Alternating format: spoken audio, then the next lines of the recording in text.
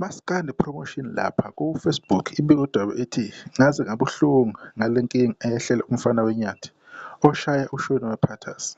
Ubanjwe inkunzi, batransfeya yonke imali abenayo baphinde bamlimaza. Kwathi yasibhala-ke isilimazo bamlimaze ngaso umfana.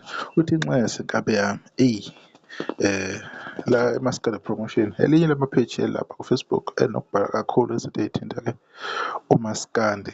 So sithe masilibona lolu daba lolu nathi sasiliphosela amehlo ukuthi awusibheke ukuthi kwenzakalani. Laphayana umfana weNyathi SA ku-Facebook naye lolu daba welibhalile walikhonfema wathi ngiyabinga lezi ngqwele, ngiyethemba niyaphila, angisuye umuntu owande ngomlomo nokuveza okuningi ngempilo yami, kepha lokhu ngithi anginibonisi ngoba ngiyazi niyangithanda.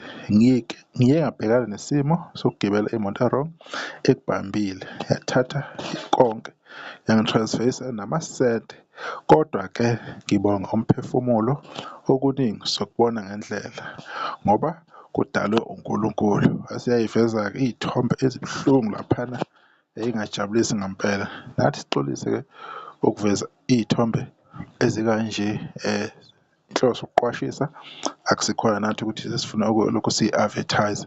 So into eyenzakalayo lapha ezweni njengoba siphila nje, siphila isikhathi esinzima kakhulu, siphila lapho esingazi ukuthi sophephela kuphi khona. Umuntu useyisilwane ukudlula isilwane.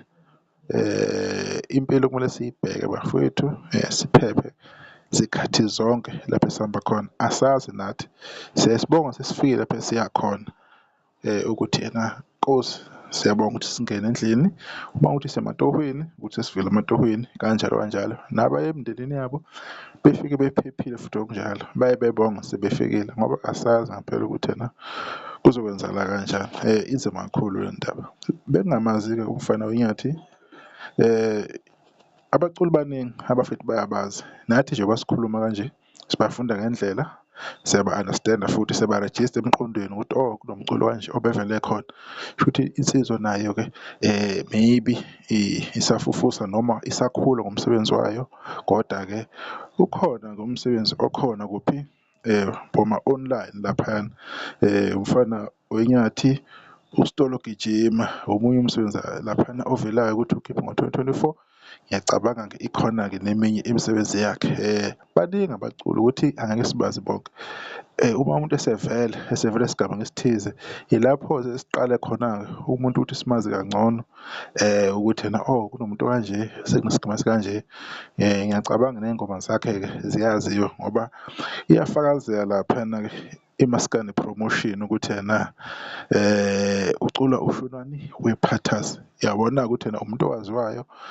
Thina-ke ngoba sazi laba abambalwa siyafuna nathi ngendlela ukuthi okay kunomuntu okanje. Insizwa sithemba ukuthi ena izolulama ngokuphelele. Ama-challenges empilo izinto ey'hlale zikhona lezo esingeke sathini ngazo.